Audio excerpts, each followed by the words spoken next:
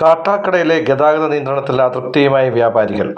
സമയബന്ധിതമായി പ്രശ്നങ്ങൾ പരിഹരിക്കാത്ത പക്ഷം ഗതാഗത പരിഷ്കാരത്തിന് നൽകിയ പിന്തുണ പിൻവലിക്കുമെന്നും വ്യാപാരികൾ അറിയിച്ചു. കാട്ടാക്കടയിലെ ഗതാഗത പരിഷ്കാരം വ്യാപാര മേഖലയിൽ വലിയ നഷ്ടമുണ്ടാക്കിയ സാഹചര്യത്തിലാണ് വ്യാപാരികൾ പ്രതിഷേധവുമായി രംഗത്തെത്തിയത്. വാഹനങ്ങൾ പാർക്ക് ചെയ്യാൻ സാധിക്കാത്തത് മൂലം കാട്ടാക്കടയിലെ വ്യാപാര സ്ഥാപനങ്ങൾ ജനങ്ങൾ കൈയൊഴിഞ്ഞതോടെയാണ് സ്ഥിതി വഷളായത്.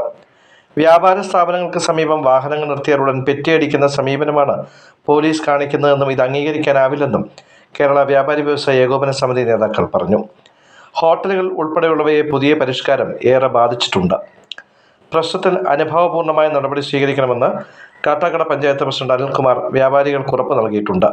ഈ ഉറപ്പ് പാലിച്ചില്ലെങ്കിൽ പ്രതിഷേധ നടപടികളുമായി മുന്നോട്ടു പോകാനാണ് ലക്ഷ്യമിടുന്നതെന്ന് വ്യാപാരികൾ പറഞ്ഞു.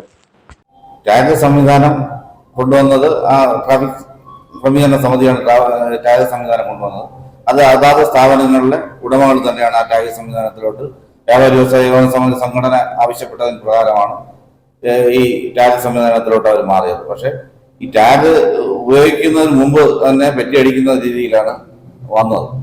അപ്പൊ ആ തരത്തിൽ വന്നപ്പോഴാണ് വ്യാപാരികൾക്ക് ഒരു കാരണവശാലും അംഗീകരിക്കാൻ കഴിയാത്ത ടാഗ് തിരിച്ചു കൊടുക്കാൻ പോകുന്ന സമയത്ത് പോലീസ് കാണുകയാണെങ്കിൽ ടാഗ് ഊരിയ നിലയിൽ വണ്ടി കണ്ടാൽ ആ സമയം പറ്റി, അല്ലാത്ത സമയം ടാഗ് ഇടുന്നതിന് മുമ്പ് വണ്ടിയിൽ എത്തിയ ഉടൻ തന്നെ അടുത്ത ടാഗ് എടുക്കാൻ അകത്തോട്ട് കയറുമ്പോൾ ഉള്ള ആ ഒരു സമയത്തും പെറ്റി അടിക്കുന്ന സാഹചര്യമുണ്ട്.